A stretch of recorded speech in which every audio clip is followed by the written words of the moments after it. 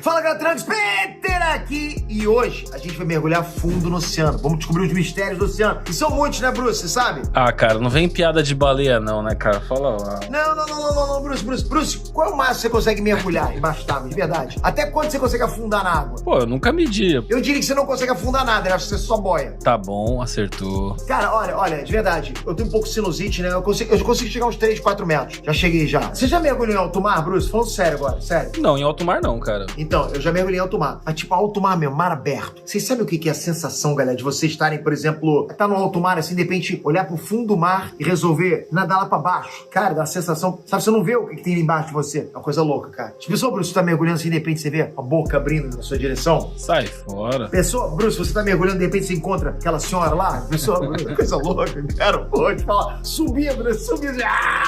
Eu sei o seguinte, parece que a gente não descobriu nem 1% do que tem no fundo do oceano. Nem 1%, ok? E os 99% que a gente não descobriu é muito bom. Eu ia falar que é muita coisa, é 99%. Vamos começar, Bruce? Vamos nessa, cara.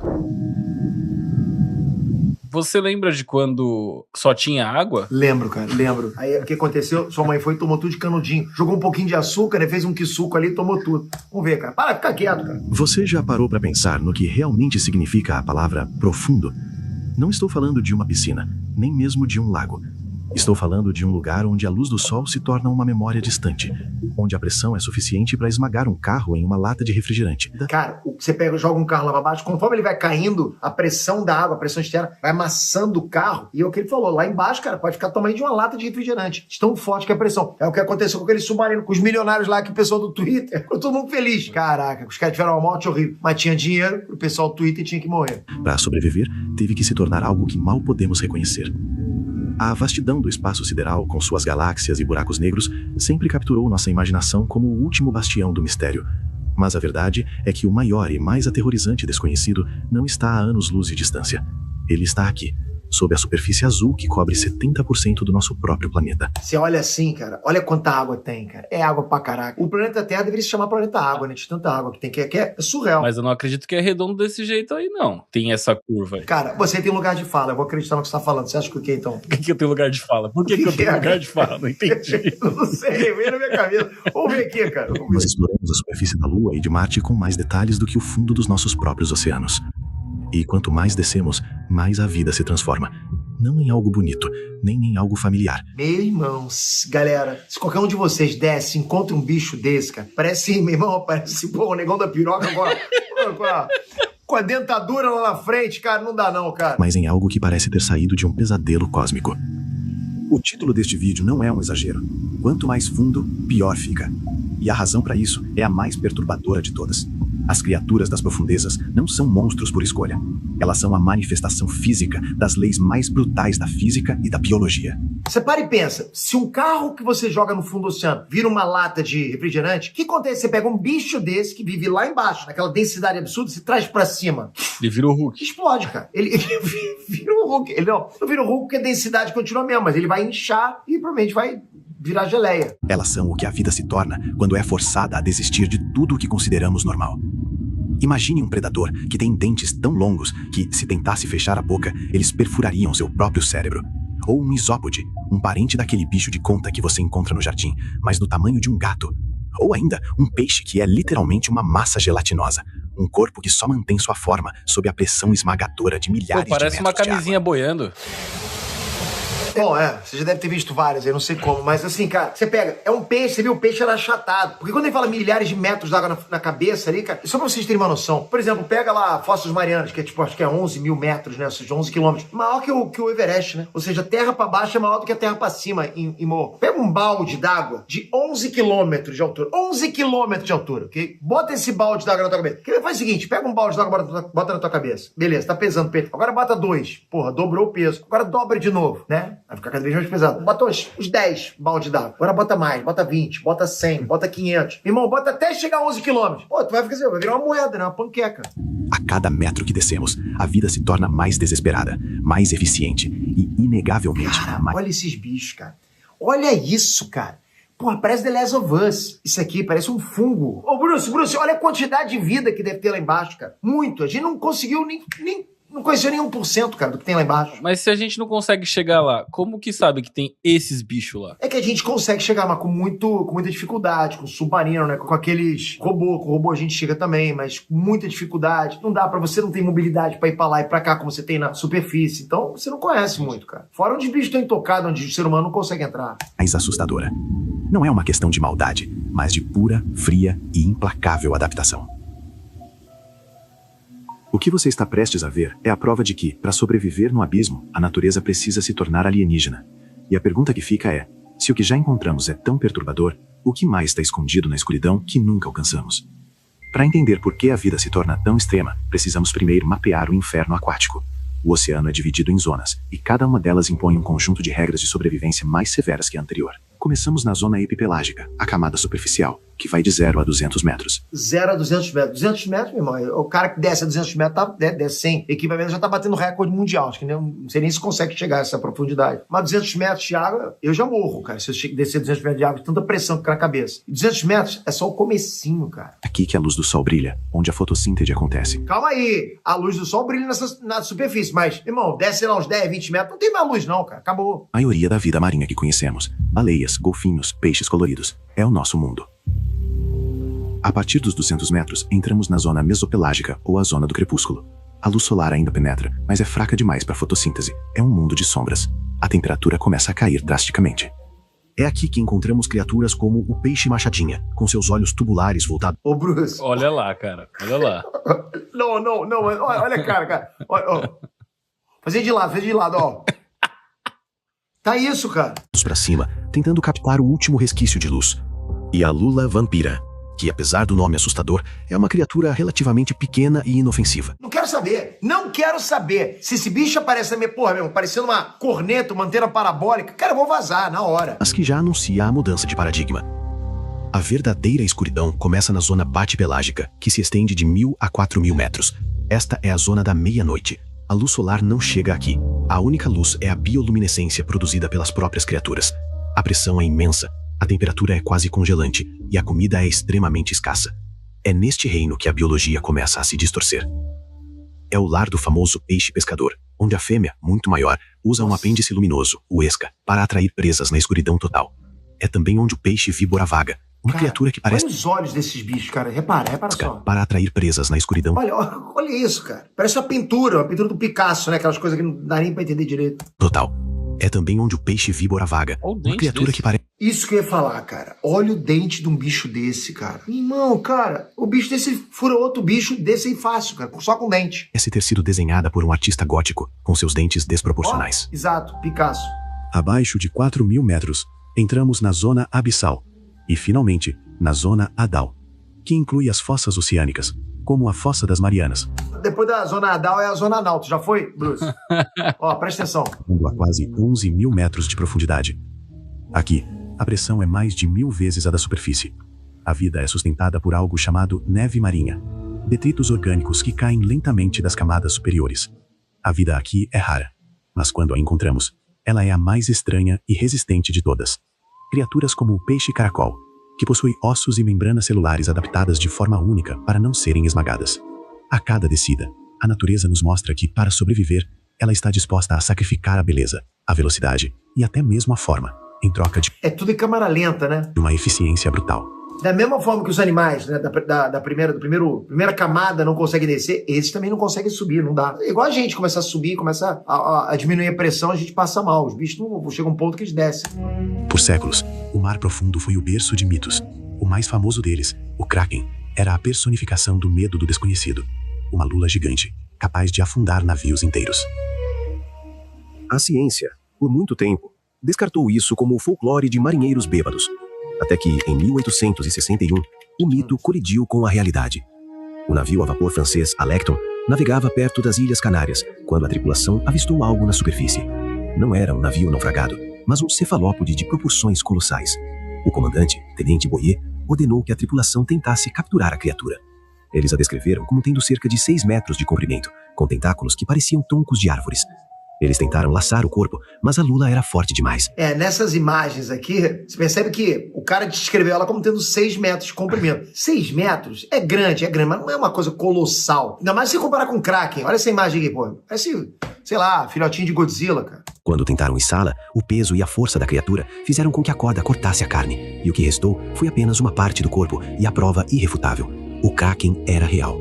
A ciência finalmente reconheceu a existência da lula gigante, Architeuthis dux, uma criatura que vive nas profundezas, mas que ocasionalmente sobe à superfície, trazendo consigo o terror do abismo. O medo não parou em 1861. Em 2020, uma expedição da OceanX no Mar Vermelho, explorando o naufrágio do navio Pela, teve um encontro que ressuscitou o pavor. Enquanto operavam um veículo operado remotamente, ROV, a centenas de metros de profundidade, uma lula gigante surgiu do nada. Não era um ataque, mas a mera presença da criatura, maior que um ser humano, inspecionando a máquina com seus olhos imensos, foi o suficiente para aterrorizar a equipe. Mas talvez a história mais inquietante seja a do Bloop.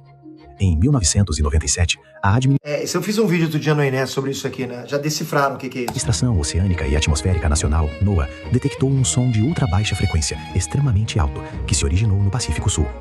O som era tão potente que foi captado por sensores a mais de 5.000 quilômetros de distância. Exatamente. Sua frequência sugeria que ele vinha de um animal, mas um animal muito maior do que qualquer coisa que conhecemos, inclusive a baleia azul.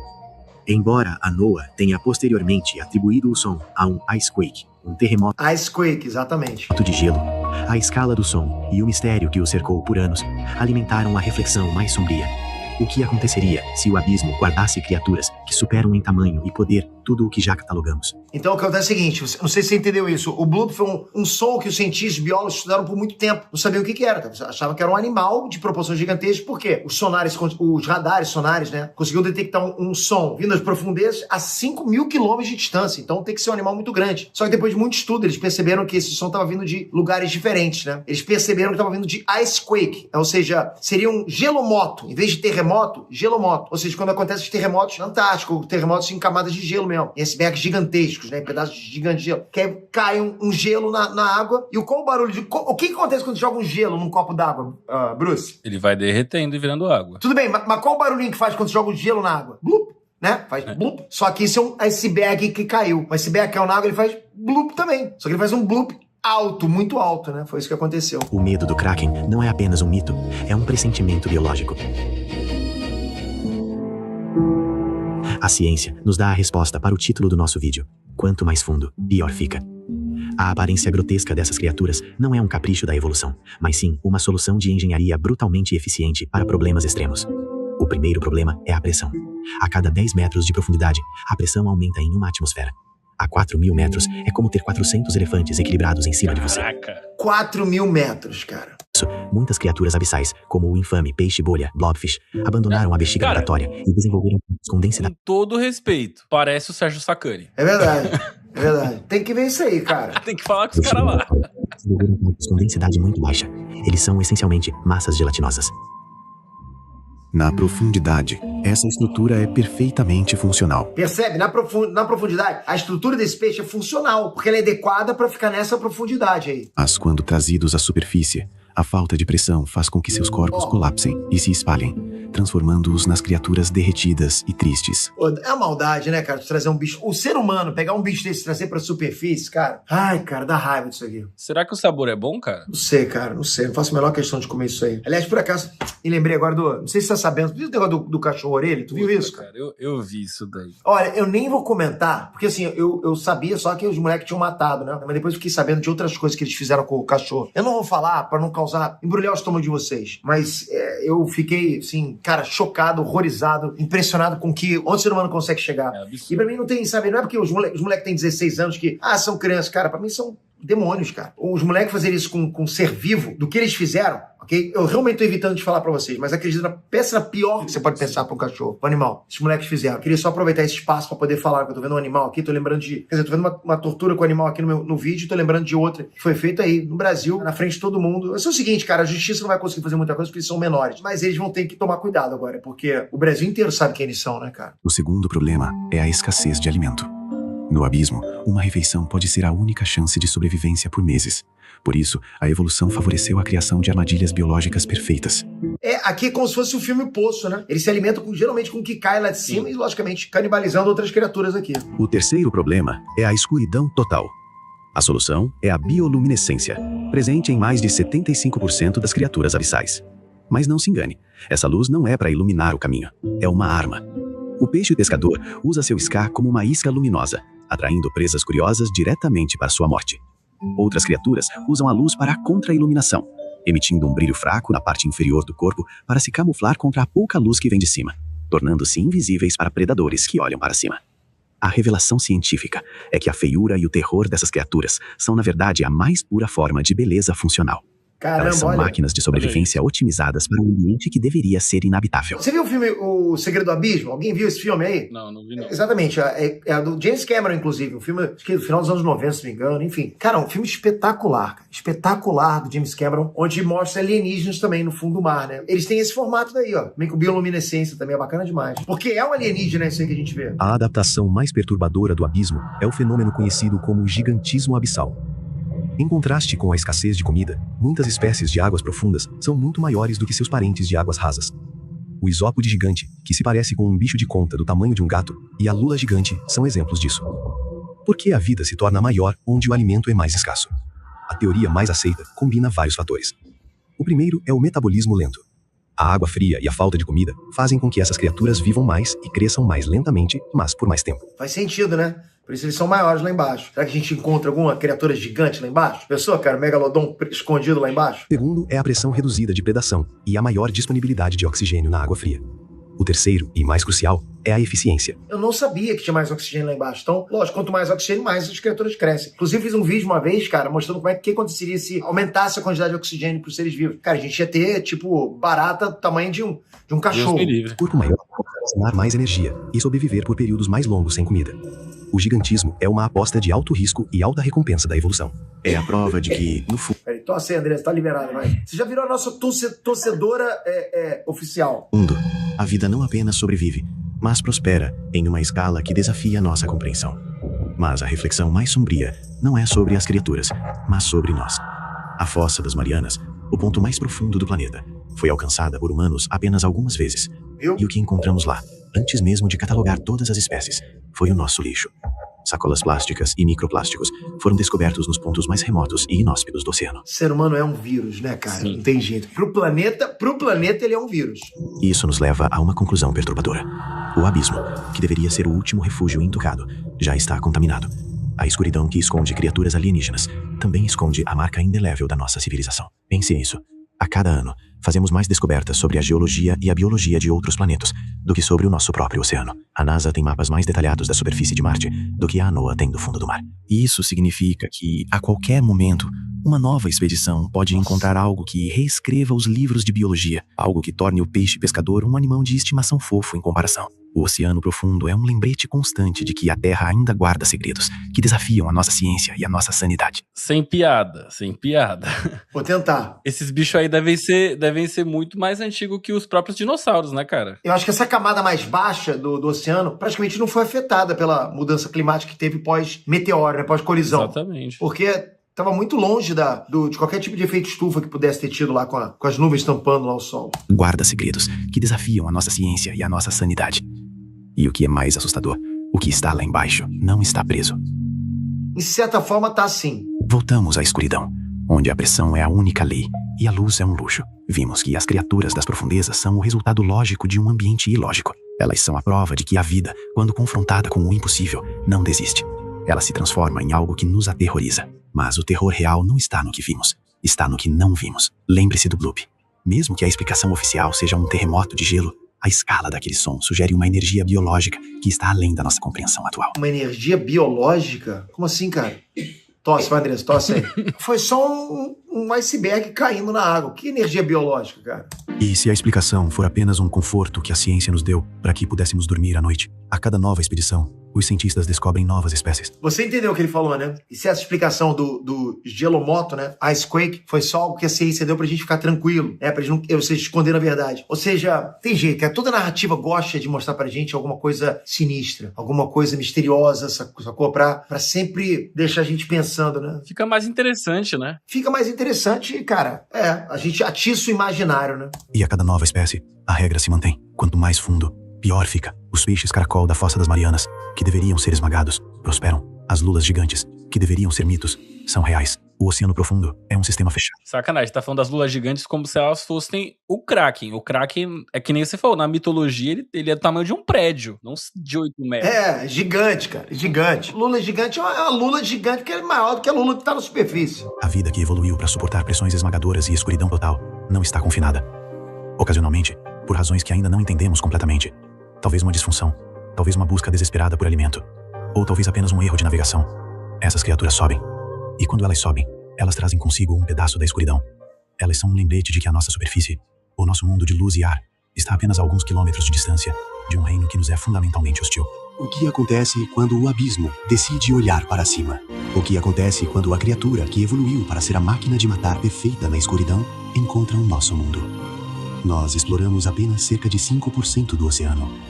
Os outros 95% permanecem na escuridão, guardando segredos que a humanidade talvez não esteja pronta para conhecer. A escuridão é vasta, e ela está cheia de coisas. Pense nisso na próxima vez que você olhar para o mar. O que está olhando de volta? Foi bacana, o vídeo foi muito bem feito, né? Foi bacana a narração, as vozes que escolheram foi muito bem feita. Nada tá olhando de volta, né? Não sei se tá sugerindo que existe algum tipo de civilização lá embaixo. Eu sei o seguinte, eu fiz um vídeo outro dia no Enerd sobre objetos submarinos não identificados, ok? Que é a OSNI, a gente chama de OSNI. Então, realmente, são muitas aparições, são muitas declarações, muitos relatos de avistamentos desses objetos, mais do que OVNIs, né? É mais fácil a gente entender o que tem no espaço do que entender o que tem no oceano, porque a gente não tem tecnologia para ficar andando livremente lá embaixo. É muito caro uma expedição lá embaixo e a gente tem pouca mobilidade, por isso que a gente conhece muito pouco. A gente não consegue nem traçar o próprio relevo do fundo do mar, assim, a gente tem pouca informação até disso. Enfim, tem vontade de conhecer o fundo do mar, Bruce? Tão fundo assim? Sinceramente, não. Bruce, eu acho que se colocasse você lá embaixo, você ia ficar com um shape legal. Bruce, temos pergunta de membros? Temos, cara. Manda. Laikari mandou aqui. Eu não sei se você falou alguma coisa no teu Instagram, mas enfim, vou ler a pergunta. Peter, como você tem se sentido em relação ao seu burnout? Acha que você ainda aguenta mais quanto tempo? E como você e o Breno estão em relação à passagem de bastão no Enerd? Qual o nome? Laikari? Eu conheço. Laikari.